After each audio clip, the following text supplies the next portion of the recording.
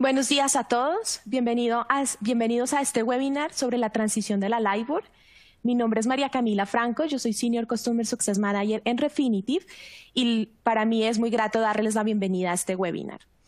Antes de dar inicio, quiero darles unos breves tips para que puedan disfrutar de este webinar al máximo. El audio de este webinar se transmite a través de tu computadora. Para obtener mejor calidad de audio, asegúrate de tener Flash Player habilitado. Haz clic en la ventana de Media Player para poder controlar el audio y el tamaño de la imagen. Todas las ventanas que aparecen en tu pantalla se pueden mover y cambiar de tamaño. Si notas que las diapositivas no se mueven, por favor, haz refresh en la página y en unos pocos segundos estarás conectado nuevamente. Si tienes algún problema durante el webinar, por favor, haz clic en el botón de ayuda de la barra de herramientas que se encuentra abajo.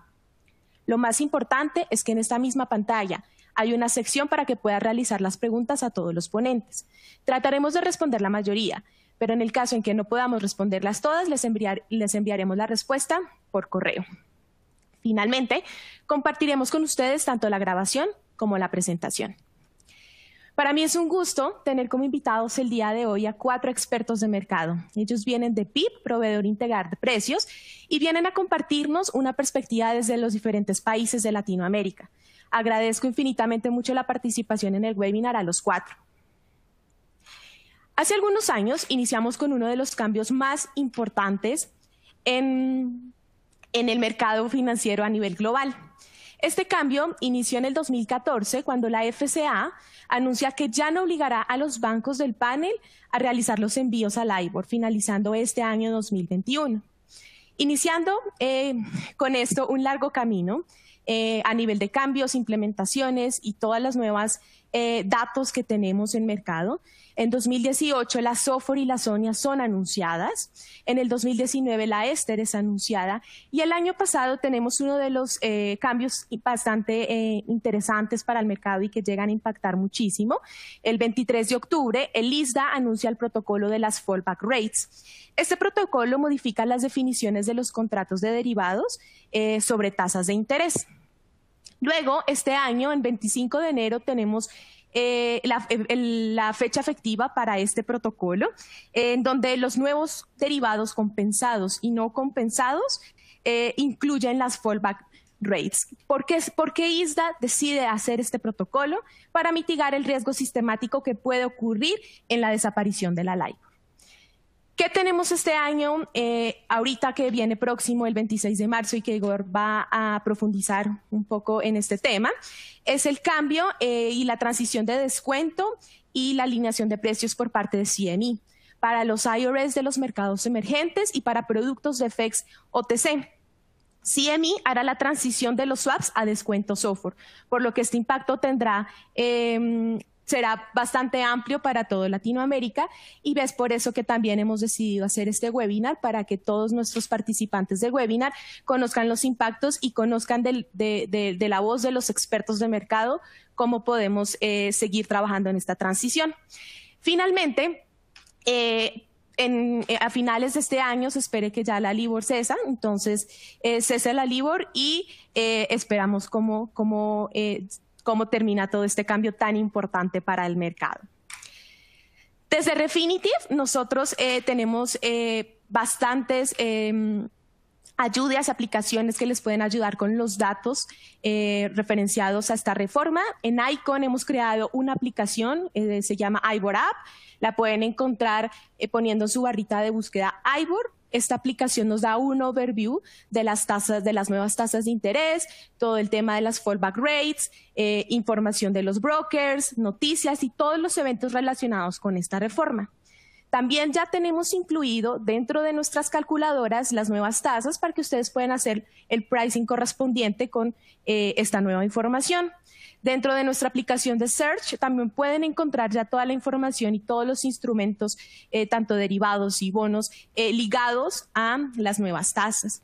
Y finalmente, en Datascope, uno de nuestros servicios también bastante importantes, ya tenemos todo el lenguaje fallback incorporado y también tenemos nuevos campos que nos permiten saber cuáles son los instrumentos que están ligados a la LIBOR para nosotros estar preparados, ¿no? Y ya un poco avanzados en el camino que nos espera para el finales de 2021. Antes de pasarle la voz a nuestros expertos, quisiera hacerles una encuesta. Quisiéramos nosotros saber qué tan preparado estás para esta transición, en qué porcentaje vas de este largo camino que empezó en el 2014, donde ya anunciaron que ninguno de los 20 bancos estará obligado a dar los datos de la LIBOR a finales de este año. Entonces, si me ayudan, por favor, respondiendo, les voy a dar unos 30 segundos para que nos ayuden con el porcentaje en el que van con esta transición de la LIBOR.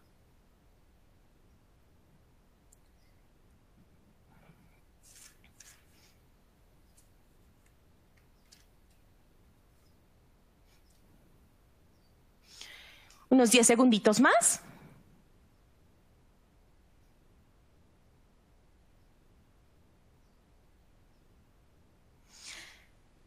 Perfecto. Un segundito para el que no le ha dado clic. ¿Listo? Vamos a ver. Bueno, aquí están las encuestas, Igor, Paul, Diana y Andrés.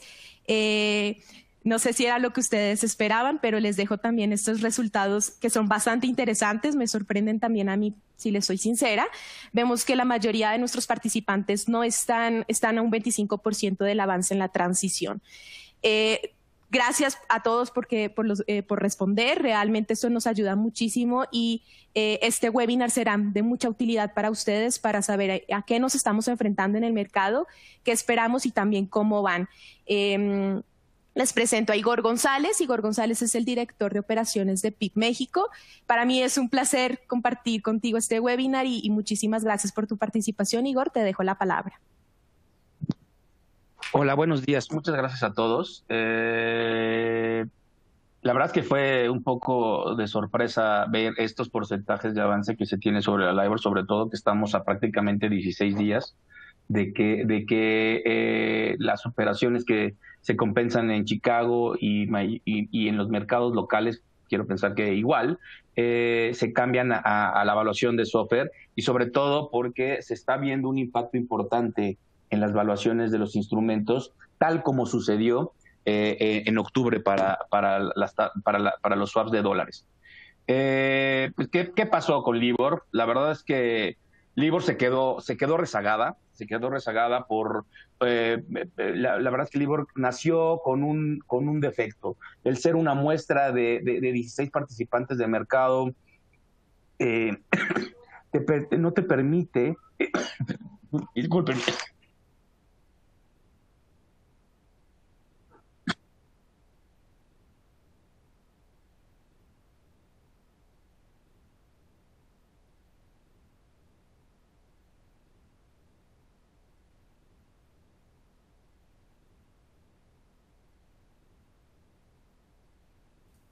Igor, no te escuchamos. Una disculpa, perdón. Adelante. Como les comentaba, una disculpa de nuevo. Como les comentaba, la LIBOR que nació con un defecto. El tema de ser una muestra te generaba una diferencia o un impacto fuerte y una posible manipulación como fue lo que se estuvo presentando. A partir del 2013 y a raíz de la crisis del 2008 particularmente y todos los escándalos que hubo respecto a la manipulación de la LIBOR, IOSCO, el Fondo de Estabilidad Financiera, el Board del Comité de Estabilidad Financiera y el Banco Central Europeo publicaron los tres grandes pilares que deberían de tener los índices sobre los cuales se pueden estar generando. Y es el tema de la gobernanza, cómo se está generando, la calidad de la información que es parte de la muestra, la calidad de la metodología con la cual se calcula y algo que es muy importante, la responsabilidad de lo que de pronto se tenía. ¿Qué pasa? Pues obviamente al momento de que de pronto los bancos eran simples participantes de una muestra, pues realmente no ponían dinero atrás respecto a que respaldara los niveles que ponían en la muestra. Al momento de tener operaciones, ser parte de una muestra de miles de operaciones, eso ya te genera una responsabilidad mucho más grande. ¿Qué pasa con los nuevos índices? Hay muchísimos índices, como se acaban de mencionar. Hay unos que particularmente hay tres grandes puntos que de pronto se tienen que empezar a tener, y como pueden ver, la única que no incluye ninguno de los puntos es la LIBOR. Uno es que esté basado en transacciones. Dos, que haya operaciones mayoristas, que realmente no sea solamente incluyente de bancos. Y tres, que esté colateralizado. Esta parte creo que es muy importante respecto a lo que de pronto vamos a seguir viendo. ¿Qué pasa a partir del 2008 cuando vino todo el cambio de operaciones sin colateral sin colateral? Se cambió a Fed Funds y se movió hacia una referencia con operaciones colateralizadas, y era muy importante saber cuál era el colateral que tú ponías en las operaciones. Así como si fuera un reporte, tú te entregas un título, te entregan el dinero, pero tienes la garantía de los títulos para que te regresen el dinero invertido en esta operación. ¿Qué pasó en Estados Unidos en el 2020, como lo mencionó María Camila? El 16 de octubre, CME y LCH hicieron el cambio de las curvas de evaluación prácticamente para todo lo que se refiere al LIBOR. Ya previamente antes, un mes antes, se hizo para todos los instrumentos que estaban ligados a dólares, y lo que se hizo fue algo que, al ser un tema y evitar un riesgo sistémico, la Cámara dijo, a ver, va a haber un ajuste cero en efectivo, porque todo lo que pierda uno lo está ganando el otro, y no le voy a reconocer en ese día el P&L al ganador, ni le voy a exigir al que va perdiendo ese dinero. Los voy a compensar, voy a limpiar el sistema y voy a partir de un mercado que arranca de nuevo con una nueva evaluación, y a partir del martes empezamos a colateralizar con niveles de software, que generó muchísima operación.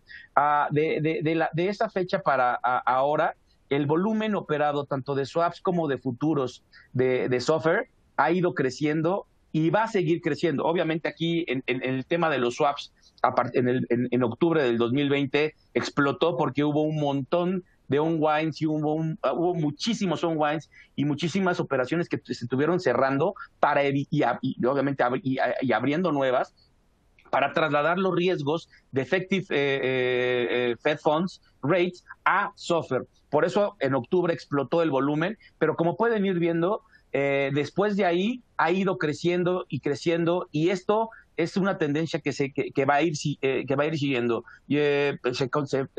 Chicago piensa que a finales de este año software, los instrumentos referenciados a software van a ser los que tengan mayor operatividad en su mercado. ¿Qué pasa? ¿Qué tenemos? ¿Qué operaciones hay respecto a software?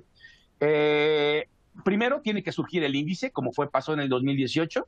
Después surgieron los futuros, era el plan natural que yo creo que todos los países y todos los índices deben de estar siguiendo.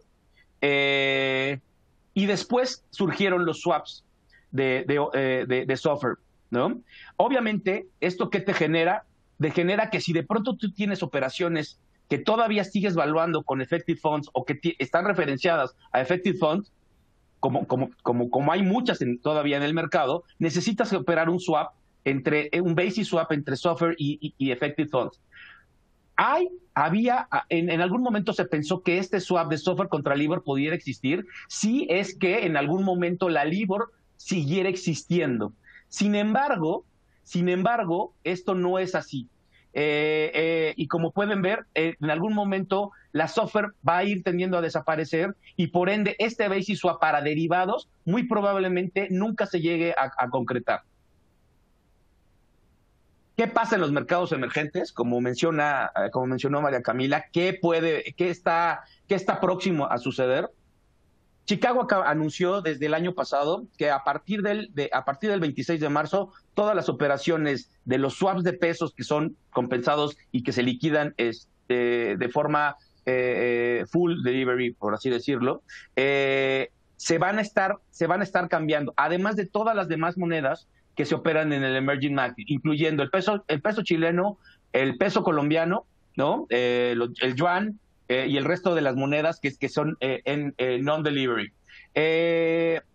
Algo que hay que rescatar también es que Todos estos pares de monedas se van a cambiar la evaluación. Como pueden ver, está incluido el peso mexicano, está incluido el peso colombiano, está incluido el peso chileno, está incluido el sol peruano, o sea, la gran mayoría de las monedas que de pronto se compensan con futuros de estas monedas, se va a cambiar la evaluación, al igual que algunas monedas en euros contra otras monedas igual europeas. Esto que te quiere decir es que simple y sencillamente vas a tener un impacto en la evaluación que tienes que haber medido previamente. Si hay operaciones y tú ya tuviste operaciones de contratos de futuros pactados en CME, vas a tener un impacto en tu evaluación el 26 de marzo. No vas a necesitar manejar un tema de cash, pero sí a partir del martes tú vas a tener que estar calculando tu colateral, ya no con Fed Funds, sino con SOFR. Por ende, tendrías que estar listo para poder hacer el cálculo de tu evaluación, para ver cuál es tu mark to market y ver que tu marginación esté correcta. ¿Cuál es la preocupación que pasa, al menos aquí en México? Y como pasó en Estados Unidos, cada vez que se iba acercando la fecha del Big Bang para dólares, las tasas y los spreads que había entre SOFR y Effective Funds se fueron abriendo hasta que llegó un momento en donde llegó a haber diferencias muy importantes y por ende ajustes en el P&L muy grandes. ¿Qué puede pasar? Pues a lo mejor bancos que ya estaban listos empezaron a abrir esta oportunidad y vieron oportunidad de negocio, de hacer trading contra este nuevo swap, y obviamente estuvieron jugando con esto, con muchos clientes que a lo mejor, o muchos bancos que no estaban listos y que tuvieron que en el último momento salir a tener que hacer las coberturas necesarias respecto a los riesgos que te están dejando. Esto es lo que se ha pasado, no sé si se alcanza a ver perfectamente bien, pero en un swap de 10 años, que es el 130x1 en México, se estuvo yendo de niveles del 7,5% al cierre del año pasado, a niveles ahorita del 15, 16%, 16 basis points de diferencia entre la curva. 7 basis points en un swap de 10 años, para quien tiene sensibilidad a los niveles de la tasa, significan muchísimo.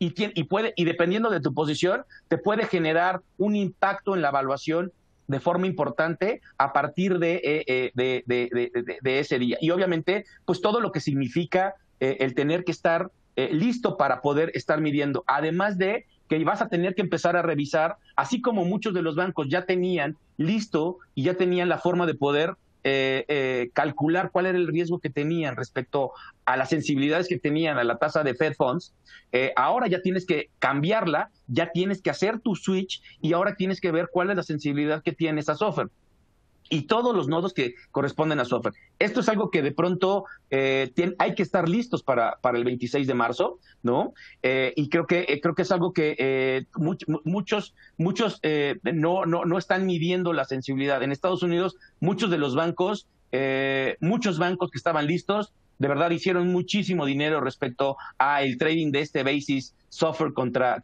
Fed Funds. Algo que sí, y que aquí es algo muy, muy importante, es que ya las cotizaciones de los productos derivados van a cambiar. ¿Por qué? Porque a partir de esta fecha, todos los brokers van a cambiar su cotización y ya no va a ser contra Fed Funds, ya no va a seguir siendo colateral dólares, obviamente, todas las cotizaciones que ustedes ven de pantalla de un T-Swap, un Basis Swap o de un Forward, va a seguir siendo dólares, pero ya va a ser descontado con SOFR. Por ende, la información referente a Fed Funds se va a morir, va a empezar a desaparecer.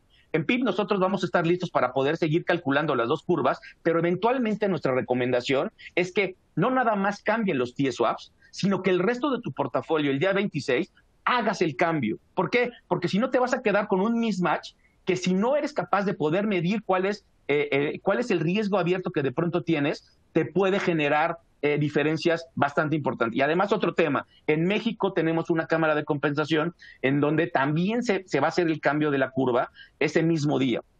Y por ende vas a tener también un impacto. No importa si tú piensas que porque no tienes posiciones en Chicago, probablemente no te afecte. No, pues no. ¿Qué crees? En Asigna también lo vas a tener y vas a tener un impacto, y yo creo que la gran mayoría de los bancos y de los participantes ya están recibiendo correos de Asigna en donde van a hacer una serie de pruebas en los próximos días. Y algo que está pasando en México, ya rapidísimo, la TIE de fondeo. ¿Qué es lo que está pasando? Banco de México, siguiendo las recomendaciones de IOSCO y del FSB, adecuó y comenzó a publicar la TIE de fondeo. ¿Qué es la TIE de fondeo? Es la antigua tasa de promedio de fondeo gubernamental que teníamos, le agregó los IPARs y la empezó a calcular todos los días, la calculó para atrás para que exista historia, y eventualmente esta es nuestra software. La TIE de fondeo es la software mexicana. Y obviamente, ¿qué es lo que va a pasar? Pues que eventualmente NextDev y CME van a empezar a sacar los nuevos futuros. Banco de México está planeando hacer por ahí un par de emisiones ya referidas a software, ¿no? Y piensa y está ahí revisando si de pronto va a hacer algún cambio de algunos de los bonos que están referenciados a TIE, hacer el cambio a TIE de fondeo, y por ende, pues eventualmente el nacimiento de los nuevos swaps, un Oyaye swap en México para poder empezar a hacer de este índice, que es el índice que va a quedar como referencia para México, un mercado más desarrollado. ¿Qué me tengo que preocupar? Particularmente puntos muy importantes. El tema legal, revisar que los contratos estén incluidos. Hay muchos contratos que no tienen incluidos el tema de la sustitución de tasa o la desaparición de tasa. Hay que revisarlo. Inclusión de las cláusulas fallbacks, no nada más para los derivados, sino también para los créditos. El tema de los sistemas es muy importante. Hay que estar listos con los nuevos riesgos a calcular, monitorear y en su momento poder cubrir. El tema de la composición de área de intereses, como bien saben, tanto software como la TIE de fondeo se publican de forma diaria. Es overnight, y por ende, pues obviamente hay que recomponer, y muchos sistemas no están listos. La evaluación, hay que estar listos para el hit o la gran sonrisa que te puede dar el momento en que te hagan la curva de evaluación al momento de hacer el cambio, y pues todos los nuevos cálculos de riesgo que de pronto puedan surgir, ¿no? Y como último, noticia de última hora, el 5 de marzo el FCA anunció el cese y pérdida de la representatividad de las tasas IBOR. Como mencionó María Camila, esto fue apenas el viernes, y obviamente ya definió como el 5 de marzo la fecha para el ajuste del spread definitivo. Ya fue un agente de cálculo se encargó de hacer el cálculo de estos spreads, y ya son públicos para poderlos empezar a tener. En PIB ya recogimos esta información y vamos a ser capaces de poder publicar a quien lo requiera cuáles son esos fallbacks, esas cláusulas fallback y esas tasas fallbacks que de pronto se necesitan, porque pues obviamente muchos vamos a necesitar en el momento en que la TIE desaparezca, pues empezar a ver cómo le voy a tener que inyectar a esta nueva referencia este nuevo spread para poder llegar a la tasa equivalente a la LIBOR, utilizando esta fecha como referencia. Pues como pueden ver, el fin de la LIBOR está muy cerca. No quiere decir, muy probablemente les puedo decir que a lo mejor se puede postergar, pero es altamente probable que esto no sea así. Por mi parte es todo. Aquí está mi correo y continuamos con la presentación. Me parece que sigue Colombia. Andrés, sí. Muchas gracias, Igor. Muchas gracias por tus aportes. Son muy interesantes. Le doy la palabra a Andrés Galindo, director general de PIB Colombia. Adelante, Andrés. Hey. Buenos días a todos. Con lo que nos ha dicho María Camila e Igor, yo quiero centrarme ya más aún en lo que sucede en Colombia, cómo hemos desarrollado el mercado. Nosotros veníamos ya con una construcción de tasas bastante tiempo antes de cómo se definió la SOFR, y eso es el primer punto que yo les quería mostrar. En esta diapositiva lo que pueden ver es que los cambios que se generan entre LIBOR y SOFR son diferentes tipos de impactos. Primero, que estén tasas libres de riesgo, lo que no sucedía con la LIBOR, los plazos que se definían, cómo se presentaban y cómo se cotizaban. La SOFR es una tasa overnight que es un compounding de tasas a los diferentes plazos, entonces esto genera un cambio, se basa en transacciones y adicionalmente se hace sobre una mediana ponderada por volumen. En la parte inferior derecha lo que les muestro es cómo está funcionando hoy en día el mercado colombiano. Hoy en día el mercado colombiano cotiza a partir de la IBR en el que son tasas libres de riesgo, también hacemos un compounding con tasas overnight, adicionalmente publicamos tasas a 1 mes, a 3 meses y 6 meses, que hacia allá creemos que la SOFR también pudiera ir, se basa en transacciones y también hacemos una mediana, pero se hace a partir de los 8 bancos principales participantes en Colombia. Como pueden ver, nosotros ya llevamos cerca de 10 años haciendo lo que el cambio está generando en el mercado mundial en cuanto a SOFR. En Colombia ya venimos trabajando con compounding, con tasas basadas en operaciones, no en juicios expertos. Entonces, nuestro cambio interno no es muy importante. Nosotros ya tenemos definidas todas estas condiciones y lo que tenemos es que adaptarnos a cómo nuestras negociaciones a través del mercado externo se impactan a partir de la SOFR, más que nuestros cambios en IBR. ¿Qué impacto nosotros vemos en el mercado local? Primero, la swap IBR, que es la curva que se construye a partir de las cotizaciones de IBR y que también en el corto plazo tiene un compounding, se negocian, tenemos swaps y cotizaciones cotizadas en los brokers locales e internacionales desde un día hasta 25 años, y esta es la definición de cómo hoy en día la mayoría de operaciones de swap IBR, de tasa fija versus swap IBR en un IRS, se compensan a través de Chicago, hoy en día principalmente. No han modificado las curvas, como dijo Igor, van a hacerse los cambios a partir de finales de marzo de este año, el 26 se generan cambios y esos cambios nos van a impactar a nosotros porque ya la construcción de la curva IBR con colateral en dólares tiene una construcción a partir de la SOFR y no a partir de la tasa de Fed Funds. Entonces, como decía Igor, esto es un cambio que se va a generar para todas las monedas. En Colombia ya lo hemos tenido trabajando, hemos tenido con la información que ya CME ha venido publicando y que nos ha generado, digamos, una tranquilidad frente a esa transición en el mercado local. ¿Qué es importante tener en cuenta? Nosotros teníamos un mercado desde el 2008 que se ha profundizado en cuanto a IBR y se ha ido migrando hacia 2 cámaras, tanto la Cámara de Chicago como la Cámara colombiana, pero el mercado en el último año, desde el 2019 y 2020, lo que ha tenido es una transición importante y la mayoría de operaciones se han ido hacia CME, no se han quedado en Colombia. O sea, el mercado ha cambiado su esquema y estamos en un proceso de transición en que la innovación de la mayoría de las operaciones de swaps IBR ya se hacen a través de CME y no se hacen a través de la cámara local.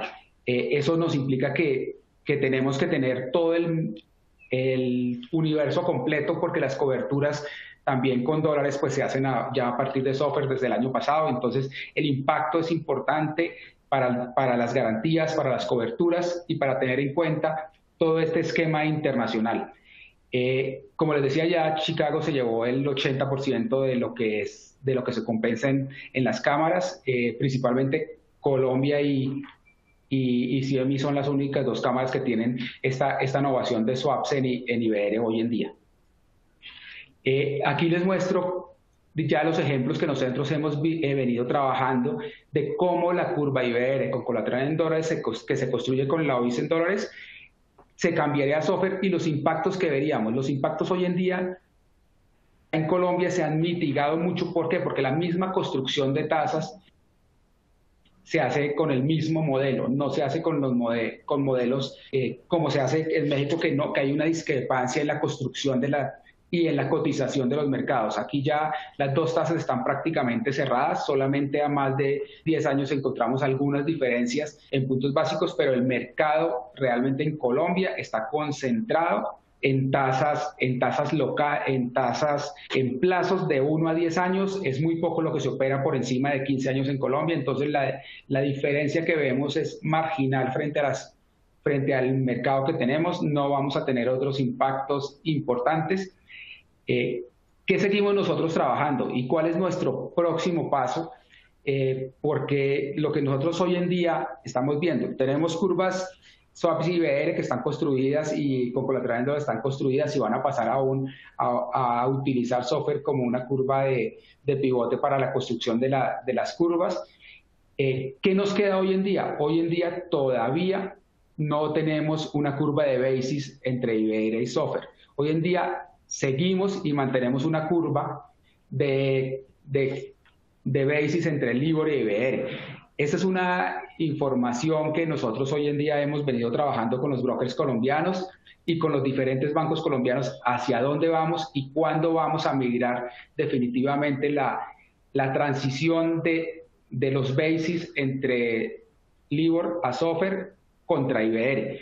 Esta información nosotros hemos tenido las últimas semanas comunicaciones con los brokers y la intención parte de los bancos de que construyamos una curva de basis con las condiciones como se deben tener un día, tener completas. Hoy en día no existe un criterio completo. Hemos estado trabajando porque la negociación de basis se tiene que dar en conjunto con la construcción de la curva, no puede salir una primero que otra porque las valoraciones en Colombia deben hacerse el mismo día y tienen que cumplir con los estándares de proveeduría de precios. Entonces debemos trabajar en conjunto las tres partes, brokers, bancos y proveedores de precios, para que migremos ya al 100% y utilicemos software en 100%. Eso es lo que les quería contar de cómo vamos en Colombia. Muchas gracias. Muchas gracias, Andrés. Qué buenas aportaciones te escuchamos de tu lado en el mercado local en Colombia. Le doy la palabra a Paul Rebolledo, él es el gerente de evaluación en PI Perú. Adelante, Paul. Muchas gracias. En esta oportunidad hablaremos sobre el tema del impacto de la transición en el mercado peruano, ¿sí? Empezaremos primero caracterizando el mercado peruano, luego veremos cómo se ha organizado las entidades financieras ante este cambio, luego haremos una aproximación a los impactos en materia de evaluación y P&L, y finalmente hablaremos de los siguientes desafíos que tiene el mercado.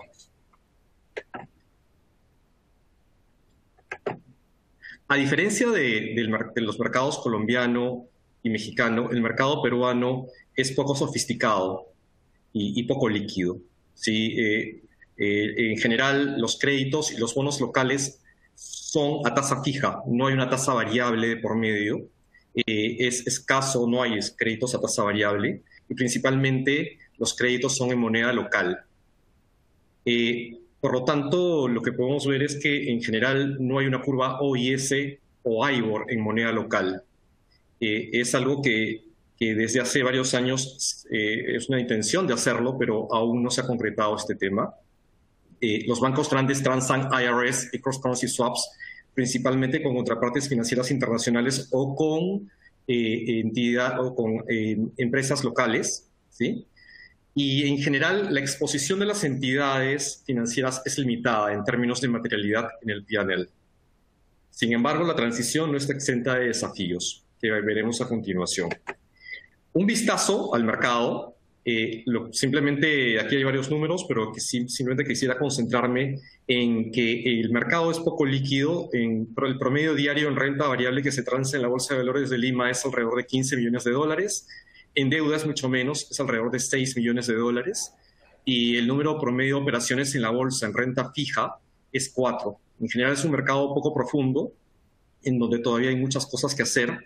Y en general el mercado de capitales ha estado rezagado respecto del crecimiento económico, ¿no? Somos una economía que antes de la pandemia crecía alrededor de 4.5% en promedio en los últimos 10 años.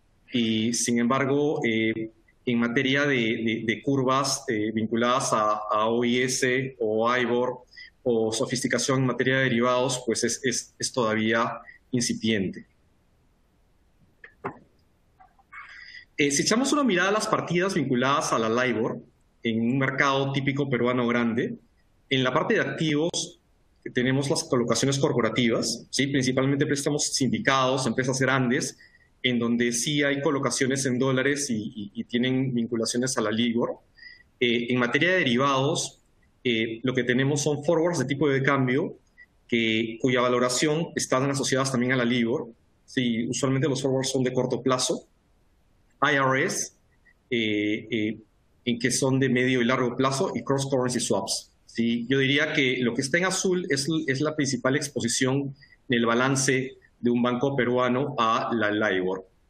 En materia de pasivos, tenemos deudos de corto plazo, ¿sí? El funding de corto plazo, y algunos bonos emitidos localmente, muy pocos realmente, y algunos bonos internacionales emitidos vinculados a la LIBOR. Ahora, ¿cómo se ha preparado el mercado para esto, para el cambio, ¿no? Teniendo en cuenta pues, que en general la mayoría de créditos están vinculados a una tasa fija, no existe una tasa variable por medio? La Superintendencia de Banca y Seguros emitió una encuesta para ver la exposición de las entidades a partidas sensibles a LIBOR y ver un plan de transición, ¿sí? Y para esto las entidades han venido preparándose desde hace ya algunos meses. La Asociación de Bancos, a través de los comités de tesorería principalmente, han estado trabajando en la preparación de contratos marco para la IRS y una agenda regulatoria. Las entidades bancarias también han estado formando equipos, comités a la interna de cada banco. Y en general yo diría que la mayoría ya tienen los niveles de valorización preparados, ya se han hecho pruebas en donde se han hecho los cambios de LIBOR a SOFR, y una entidad, de hecho, ya tomó un primer adeudado vinculado a SOFR.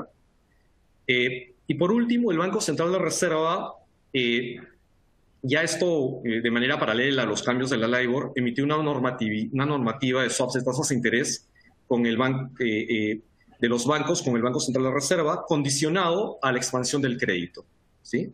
Principalmente, principalmente pues está esto condicionado al tratamiento contable por parte de la Superintendencia de Banca y Seguros. En general se busca la formación de una curva OIS local, ¿no? Y esto claramente pues ayudaría a temas de transmisión de política monetaria, manejos de ALM de bancos, etc. Ahora, ¿cuáles son los impactos que podemos ver dentro de esta transición en el mercado peruano? En general, en materia de créditos, lo que vemos es que los bancos ya han estado trabajando a través de la Asociación de Bancos y también internamente en enmiendas legales, cláusulas fallback. Pero como sabemos, en general existen dos enfoques, un enfoque de amendment y un enfoque hardware. El enfoque de amendment es muy costoso porque no hay una tasa definida cuando la LIBOR ya deje de existir. Entonces el mercado realmente ha ido a un tema de best practice y ha ido a los hardwired approach, en donde ya se definen cascadas de alternativas de tasas cuando hay un trigger, un evento, y existen tasas alternativas, ya sea SOFR a plazo, SOFR overnight, y también express alternativos, todo el lenguaje fallback entra acá. Entonces, pues lo que podemos ver es que en general ya las entidades bancarias están trabajando en temas legales, en los temas de las enmiendas a las cláusulas de los créditos. En particular, es algo retador para créditos sindicados, en donde participan más de una contraparte.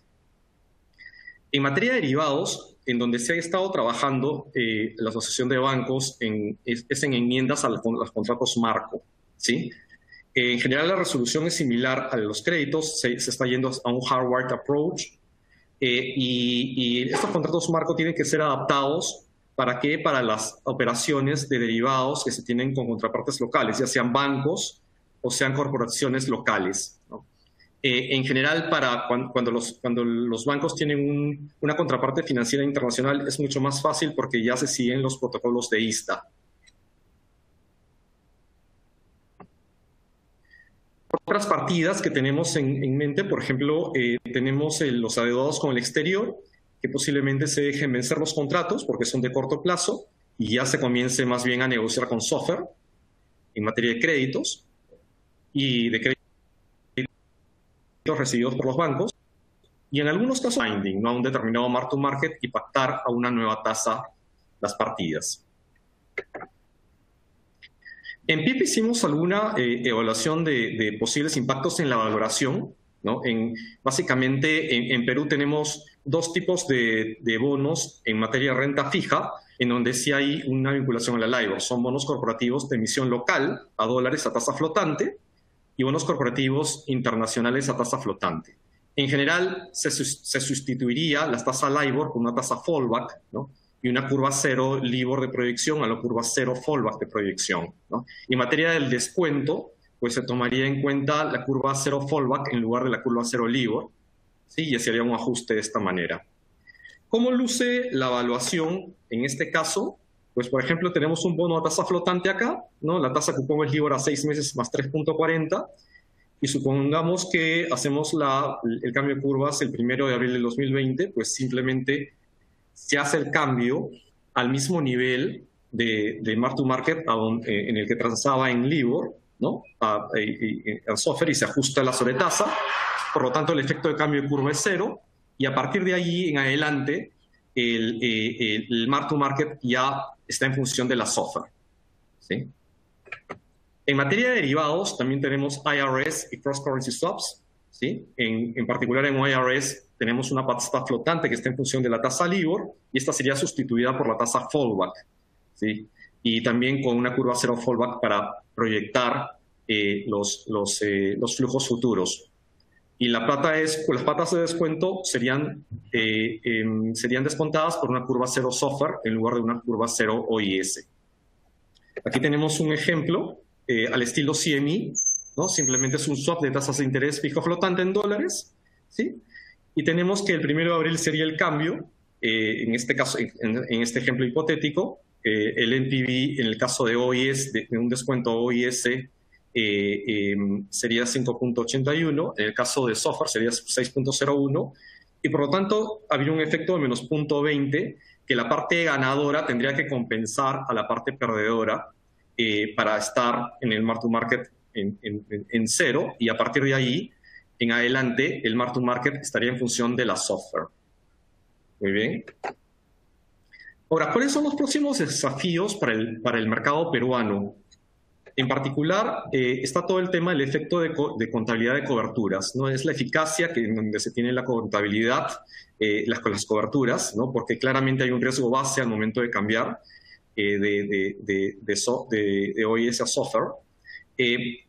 Esta contabilidad, este desafío, sin embargo, está flexibilizado por la posibilidad de poder realizar el devengo prorrateado de la parte que no está siendo cubierta de manera eficaz, ¿sí? En general, también un desafío está vinculado a definir impactos en el P&L, principalmente en las entidades más pequeñas, ¿no? En general, las entidades grandes, la mayoría vinculadas a matrices del exterior, está preparada, ¿no? En general en su evaluación. Hay una labor de infraestructura también, ¿no? En riesgo operacional, en la adaptación de sistemas, ¿no? En particular, adaptación de sistemas tanto a nivel de créditos como a nivel de derivados en las tesorerías bancarias, ¿no? Entiendo que en las tesorerías bancarias, pues esa adaptación está relativamente avanzada. Sin embargo, a nivel de créditos todavía hay sistemas viejos en los cuales tienen que ser adaptados para la poquísima parte que se presta a tasa variable en dólares. También los aspectos legales en los cuales se han estado ya trabajando, en los amendments de los contratos. También una labor en general de didáctica para los clientes corporativos en materia de los clientes, cómo se deben familiarizar con la nueva tasa SOFR. En particular, los clientes corporativos tienen una labor ahí de poder hacer el catch-up en materia de skills y de instrucción, de familiarización respecto del sistema financiero.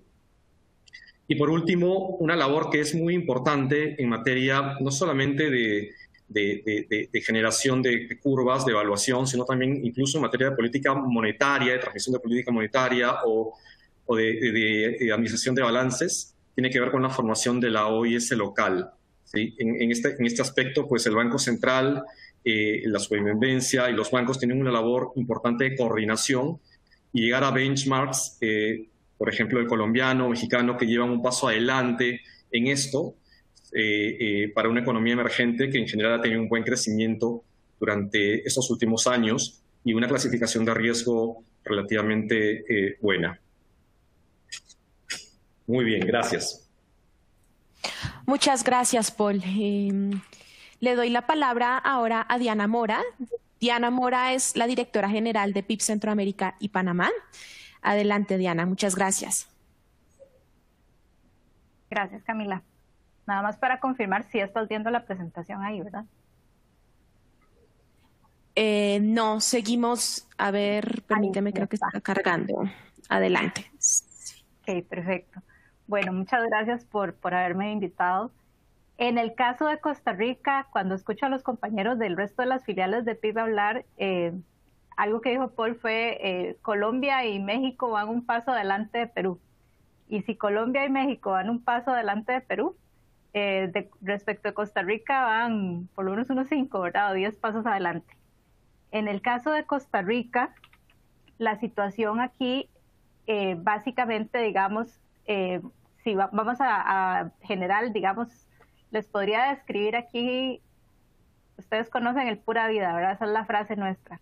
Entonces aquí estamos pura vida. Básicamente, realmente casi que pareciera como que no sucediera nada, no estuviera cambiando mucho nada en el ambiente. Sin embargo, es importante darles a conocer, ¿verdad?, que en Costa Rica no existe un mercado de derivados. Aquí lo que existe es un alto porcentaje de créditos referenciados a tasas ajustables como la LIBOR, la Prime. El costarricense tiene un alto nivel de endeudamiento en dólares. Básicamente, cuando se trata de la tasa LIBOR para créditos en dólares, están referenciadas a la LIBOR de 3 o de 6 meses, y el 20% de las operaciones crediticias totales en Costa Rica se encuentran referenciadas a la LIBOR. En cuanto a lo que se trata del mercado de valores, pues relativamente pocas emisiones están referenciadas a la LIBOR. De hecho, ahorita estaba revisando, en este momento solamente quedan 2 emisiones que están referenciadas a la LIBOR, que una vence en el 2022 y la otra vence en el 2023. Y una particularidad que por lo menos yo he visto de Costa Rica con respecto al resto de por lo menos en los países de Latinoamérica donde se encuentran las otras PIB, es que como que los ticos vivimos constantemente una dualidad, ¿verdad? Siempre pensamos en colones y dólares a la vez. Aquí se hace muy normal los contratos de alquileres, los contratos de trabajo, las comisiones bancarias, los precios de bienes y servicios, digamos, importados, los servicios profesionales. Aquí el costarricense, digamos, en la práctica su economía está muy dolarizada. Entonces llama la atención de que no exista ese mercado de derivados. Una de los temas que están en boga, digamos, a nivel de Costa Rica, por decir así, o lo que está más en boga en este momento, es la reacción de los supervisores ante la desaparición de la LIBOR, que muy sabiamente, considero yo, lo que han decidido es monitorear e informar al público y a los regulados sobre lo que está sucediendo en mercados internacionales. Han estado procurando que las tasas de referencia que se utilicen a la hora de sustituir en los contratos de crédito cumplan con los criterios de la IOSCO respecto a la calidad de la referencia, a la metodología, básicamente que sea auditable y que siga principios de gobernanza, puesto que en este momento se encuentran varias instituciones bancarias en proceso de revisión de ajuste de los contratos. Aquí en Costa Rica, de hecho, una de las particularidades que tiene este mercado y que me parece también muy positivo, se ha dado un esfuerzo por crear una referencia local. Esta es una iniciativa de parte de la Cámara de Bancos y dichosamente PIB en este momento es el agente de cálculo. Esta tasa de referencia local que podría de alguna manera servir como alternativa en caso de que las entidades bancarias decidan trabajar con ella en lugar de la SOFR, se llama la tasa TRI. Se encuentra disponible en Bloomberg y se calcula tanto en colones como en dólares. Lo que hemos encontrado a partir de encuestas que nos ha compartido la Cámara de Bancos es que ha sido muy bien recibida por los participantes del mercado. claramente los bancos que tienen mayor presencia regional, pues ellos sí están realizando una serie de análisis de impactos hacia el cambio, digamos, a la transición hacia la software, pero aquellos bancos que tal vez tienen, por razones de fondeo, digamos, no tienen tanta exposición internacional, podrían estar interesados y encontrar varias ventajas al estar, digamos, al estar esta opción de la tasa TRIP. La referencia local tiene, entre otras ventajas, las condiciones del país, refleja tasas efectivas de captación, ¿verdad? No son expectativas, es una metodología bastante sencilla y auditable. La siguiente historia que les vengo a contar, dado que trabajo también para Panamá, está el tema de, en Panamá, pues básicamente lo que hemos encontrado dentro de las buenas noticias es la adaptación al cambio. Hay familiaridad con otras referencias, digamos, otras tasas de referencias. Hemos encontrado que hay bancos que tienen estimado el nivel de exposición y los riesgos. Y dentro, digamos, de las, entre comillas, malas noticias, que lo ponemos así, algunos bancos tienen tienen problemas con la adaptación de los sistemas, no están listos. Este es un mercado que, al igual que Costa Rica, es bastante poco líquido. No vislumbramos una estrategia clara del país, pero por otro lado, digamos, hemos encontrado que los bancos globales son participantes bastante activos. Y bueno, esas eran lo que yo les traía en este momento, la reflexión final. Digamos, los mercados costarricense y panameño, digamos, están unos cuantos pasos atrás, ¿verdad?, de México y de Colombia, por ejemplo. Sin embargo, por lo menos de parte de PIB, continuamos haciendo lo que son las pruebas de los impactos, particularmente en Panamá, en los títulos que sí tienen referencia a tasas LIBOR, siguiendo las mismas políticas, digamos, que tienen el resto de las filiales de PIB. Muchas gracias. Muchas gracias a ti, Diana. Aquí también dejamos los datos de PIB en Centroamérica por si alguno desea acercarse a ellos. Ahora, iniciando con el panel de preguntas, me gustaría preguntarle a los cuatro, ¿cuáles son los principales retos de implementación de este cambio? Sabemos que hay retos en gestión de riesgos, en temas de evaluación, legales, operativos, pero me gustaría escuchar de ustedes, expertos, cuáles son los principales retos que encuentran en sus mercados y a nivel Latinoamérica. Bueno, si quieres comienzo yo. La parte en México particularmente, creo que muchos de los bancos y muchos de los participantes pues empezaron un poco tarde, ahorita están sobre el tiempo para poder estar listo.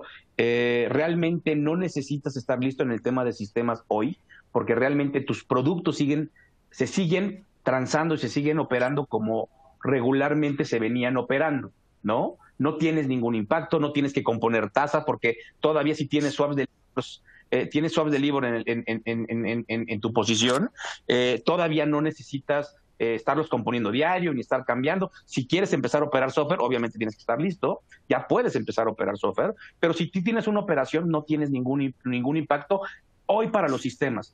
Cosa contraria va a ser en el momento en que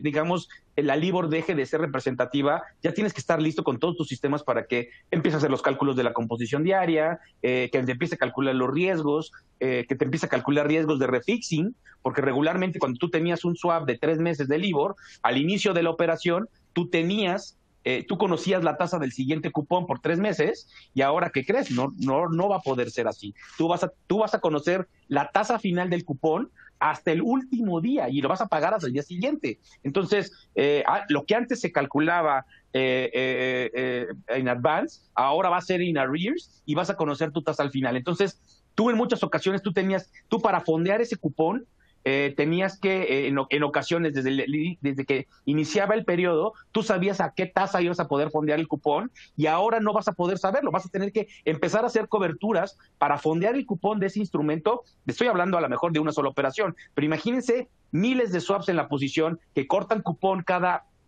fin de mes. ¿Cómo vas a tener que ir fondeando el cupón que vas a tener que estar pagando. Entonces, toda esa parte creo que puede ser algo que si no estás listo, no vas a poder empezar a operar. Y obviamente, esto es pensando en cuando la tía de fondeo se desarrolle, empiezas a tener operaciones ya sobre esta nueva tasa, que es overnight, y que vas a ir componiendo la tasa y se va a pagar a final de mes, ¿no? Entonces, creo que esa parte es importante. Y punto número 2, y la verdad es que espero que no haya muchos abogados por aquí, pero el tema legal, la verdad es que siempre es un dolor de cabeza. Hay que revisar los contratos, particularmente yo les podría decir los contratos de crédito. Hemos estado en contacto con muchos bancos en donde su principal problema no es la operación derivada, porque ahí puede estar regida con islas internacionales o incluso con islas locales que incluyen la cláusula de sustitución, pero en el tema de créditos sí va a ser un dolor de cabeza, y si de pronto tienes contratos ya viejos, va a ser muy complicado poderlos estar corrigiendo, incluyendo estas cláusulas de fallback. Yo veo esto particularmente, es algo que hemos tenido mucho contacto con mucha gente del medio, y justamente es lo que hemos estado encontrando, ¿no? Gracias, Igor. Adelante, Diana. Gracias. Qué interesante eso que mencionabas, Igor, porque, digamos, justo lo que yo voy a mencionar de Costa Rica es el tema del ajuste de los contratos. Ahí es donde está, yo diría, que el principal reto a nivel de los bancos en Costa Rica, justamente porque aquí hay un alto nivel de concentración en créditos a tasa ajustable, ¿verdad? Que a diferencia de Perú, donde casi todo es en en moneda local y tasa fija, aquí más bien hay una alta proporción, ¿verdad?, de créditos en dólares a tasa ajustable.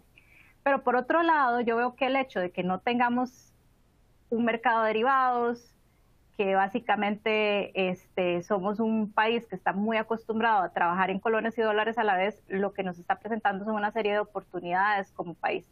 En este momento podríamos empezar de cero con la SOFR a tener nuestro desarrollo del mercado de derivados. Entonces, más allá de ese reto, digamos, legal, yo le veo esa oportunidad al tema. Y aquí algo muy importante, yo creo yo que conozco y que me he metido un poco al cálculo de la tasa TRI que se hace en Costa Rica, yo creo que esa puede ser una muy buena referencia sobre la cual puedas linkear muchos de tus operaciones de crédito que de pronto hay. Si de pronto queremos arrancar, y además en una de esas puede ser la referencia sobre la cual se empiecen a hacer las operaciones de derivados, la estructura y el cálculo de cómo se hace esta tasa TRI, creo que cumple perfectamente bien con muchos de los lineamientos que te marca IOSCO. Entonces, creo que puede ser, como bien mencionas, pues pueden arrancar el mercado de derivados de forma bastante adecuada y ordenada, ¿no? Uh-huh. En el mercado peruano, en realidad yo veo alrededor de 5 retos, ¿no? Y varios comunes a México y a todos los países de la región, ¿no? El tema es los sistemas, la adaptación de los sistemas. En general, los sistemas de crédito son sistemas relativamente antiguos y, por lo tanto, pues van a tener que ajustarse, ¿no? A pesar de que, en general, como dije, la parte crediticia a tasa flotante es una parte mínima del total de créditos y en derivados también. Lo segundo es la parte legal, y coincido con Igor, ¿no? Es el tema de los trámites de abogados. Y aquí hay varias velocidades, porque hay bancos que sí se han antecedido y que incluso ya tienen amendments a las cláusulas anteriores, pero hay otros que no, y eso es un reto importante. Lo tercero es el tema de las coberturas, ¿no? El tema del hedging, porque finalmente las partidas van cubriendo otras partidas y tienes un riesgo base de por medio. Entonces esto también pues tiene que ser adecuadamente administrado. Lo cuarto, en general para los bancos en particular, es el tema de la capacidad de los clientes de poder entender la SOFR, ¿no? Es un punto muy importante. En general, lo que vemos también son empresas que recién están haciendo el catch-up respecto al sistema financiero, y por lo tanto pues, se necesita una buena familiarización sobre las nuevas condiciones de la tasa. Y finalmente, el tema de construir una OIS local, ¿no? Ese es un reto, yo creo que es fundamental. El Banco Central lo está impulsando. Hay un tema de coordinación acá entre el regulador y los participantes, que creo que deberían tomarse benchmarks como los de México o Colombia para poder llevar a cabo esto, y esto trae muchos beneficios a la sociedad en general, ¿no? Temas como créditos que se ajustan, ¿no?, en función de las condiciones del mercado, transmisión de política monetaria y también administración de balances de ALM en la gestión bancaria. Ok, y bueno, por último en Colombia yo les digo, tenemos los mismos impactos que en los demás países, temas legales, todos los temas que tienen que ver con crédito e implementación de sistemas en la parte del libro bancario.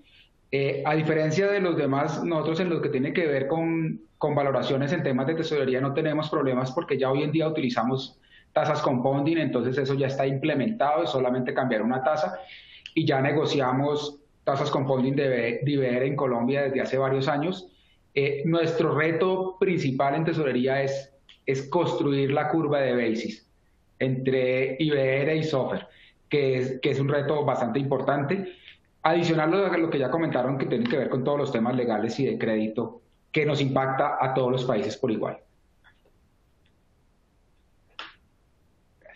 Perfecto, muchas gracias, Andrés. No sé si alguno quiere comentar algo antes de la siguiente pregunta. ¿No? Perfecto. Tenemos una pregunta, es si alguno de ustedes la quiere responder. ¿Saben en qué estado se encuentran los préstamos otorgados por organismos multilaterales de crédito, Banco Mundial, CAF, etcétera? Aquí particularmente yo lo que sé es que me parece que Banco Mundial está próximo o ya lanzó una emisión sobre SOFR y obviamente, pues digo, yo creo que al ver que la LIBOR, particularmente cuando salen a LIBOR, cuando tienes un instrumento a tasa fija no te impacta, pero cuando tienes un instrumento a tasa flotante y la referencia es LIBOR, yo creo que van a empezar a cambiar y yo creo que en el momento en que tengas una operación a 30 años y el próximo año, en 2 años, desaparezca la LIBOR, pues sí, tienen que cambiar el contrato y van a tener que aplicar, ya tienen 2 opciones, o sustituirla contra un nivel más un spread, como lo establecen los fallbacks, o de plano hacer el cambio a tasa fija y se acabó, ¿no? O sea, esas son las 2 opciones que pueden surgir para los instrumentos emitidos por organismos multinacionales, ¿no? Yo es lo que creo que pueda llegar a suceder. Perfecto. Aquí nos hacen una pregunta desde en Chile. En Chile, al conocer la tasa recién el día anterior, es parte del cálculo de la tasa cámara en base al índice cámara promedio.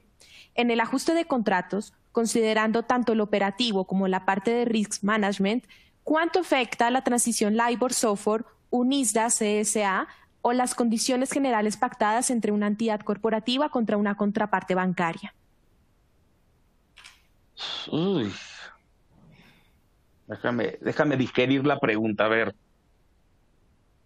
A ver, particularmente, vamos a pensar, digo, y deja ver si entendí perfectamente bien la pregunta. Si tú tienes una operación contra un corporativo, muy probablemente es una operación OTC que no termine en las cámaras o en los mercados reconocidos, ¿no? Pero, sin embargo, cuando tú tienes una operación, tú no te quedas con el riesgo. Tú tienes que salir a hacer el hedge contra una operación, contra una institución financiera reconocida, y tengas que mandar la operación a una cámara.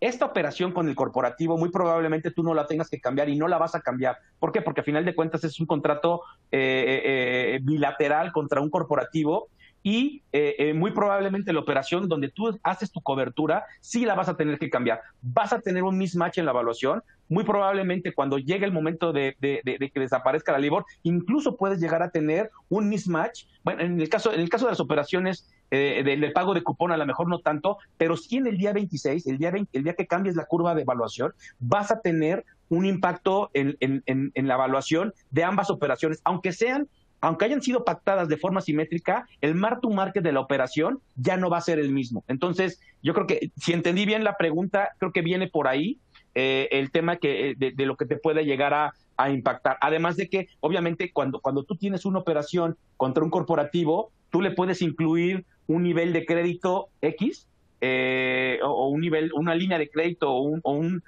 nivel de threshold determinado de acuerdo a la calidad crediticia del corporativo, mientras que cuando tú tienes una contraparte, tú vas a tener que operar con un colateral cero, ¿no? O sea, tu threshold es cero, entonces tienes que colateralizar todo el tiempo, ¿no? Perfecto, Igor, gracias. Y terminamos con la última pregunta. ¿Alguno de los cuatro si desea responder? ¿Han considerado o se está considerando algún escenario en donde la LIBOR siga publicándose?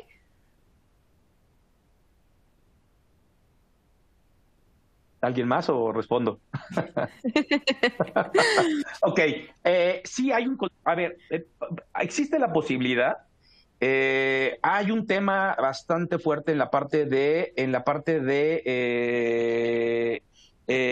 bancos en Estados Unidos, en donde, pues obviamente en la parte de mercados es bastante sencillo. Sin embargo, en la parte del balance está siendo bastante complicado hacer el tema de los cambios y por ende, pues obviamente hay una resistencia a hacer esto. ¿Qué puede llegar a pasar? Yo, en mi punto de vista, pueden surgir o puede pasar dos cosas. Una, que ICE, que es el encargado de la publicación de la CBOR, decida cambiar la forma en cómo la calcula, tratando de cumplir estos principios de IOSCO, lo cual lo veo muy cuesta arriba. Sin embargo, podría suceder, y eso que puede pasar, que la LIBOR siga siendo publicada. Dos, es que eventualmente, lo que puede llegar a pasar es que todas estas operaciones de crédito y de deuda que de pronto se pueda llegar a ver, se vaya postergando el cambio hacia esta parte de software. Yo creo que eventualmente en los próximos años cada vez más vamos a ver emisiones saliendo a fija para quitarse este problema de salir a software o empezar a emitir en software, ¿no? Yo creo que cada vez las emisiones corporativas, particularmente en Estados Unidos, han ido creciendo. Todavía no para nada se comparan contra las emisiones y los créditos que se siguen otorgando contra LIBOR, pero eventualmente eso va a tener que pasar. Y dado el anuncio del viernes pasado del FCA, esto es muy probable que muchos bancos tengan que optar por empezar a hacer el switch hacia software, ¿no? Eso es lo que creo que pudiera empezar a pasar. Yo quisiera agregar, en general, coincido con Igor, el tema de... Pero sí hay un paper del BIS del año 2019 que si bien menciona claramente que la software tiene muchos más beneficios que la LIBOR en materia de transparencia, estamos también haciendo un intercambio entre una tasa de riesgo crediticio y una tasa libre de riesgo, ¿no? Entonces, como que el mundo se está quedando sin una referencia de riesgo crediticio, mala, claramente, pero sin una referencia. Entonces, allá viene un reto, ¿no? Y tiene que ver ya con un tema que no voy a discutir acá, con los spreads fallback, etcétera, y las medianas, etcétera, y cómo finalmente se va a determinar ese riesgo de crédito posteriormente. En general, el paper lo que dice es que en el pasado ya ha habido este cambio, en los años 60, y en algún momento también incluso se ha llegado a ir a una tasa referencial como nuevamente una tasa gubernamental, una tasa del Tesoro. En general, yo creo que uno de los retos es el tema de cómo hacer el nuevo assessment al tema del riesgo crediticio y con ello pues generar también esa confianza que uno tiene sobre la probabilidad de incumplimiento, ¿no? Ahora que vamos a tener una tasa con riesgo, una tasa libre de riesgo de ancla. Aquí nada más, aquí un poquito, antes de 2008, todo el mundo pensaba que un banco no podía quebrar. Y surgió el too big to fail. Y vimos que bancos sí se podían quebrar, sí podían ser víctimas de bankruptcy. Por ende, pues por eso se hizo todo el cambio. Yo opino y concuerdo un poco con Paul, sí, eventualmente hay que empezar a surgir índices en donde te puedas tú ver cuál es el riesgo crediticio bancario, si lo quieres ver, el top tier de bancos. Sin embargo, el mundo como que está empezando a voltear a ver, decir, a ver, vamos a voltearnos a ver una tasa y tener referencias risk-free. Y lo más cercano al risk-free es toda esta parte de software por la forma en cómo se captura, en calcula y el tema de que está colateralizado. No tiene ningún spread de crédito, sino que obviamente tienes un riesgo de liquidación en el momento en que quieres deshacer el colateral, ¿no? De acuerdo. Diana, ¿te ibas a mencionar algo? Sí. ¿Quieres mencionar algo? Sí, básicamente yo veo posible que se pueda posponer, digamos, la finalización de la LIBOR.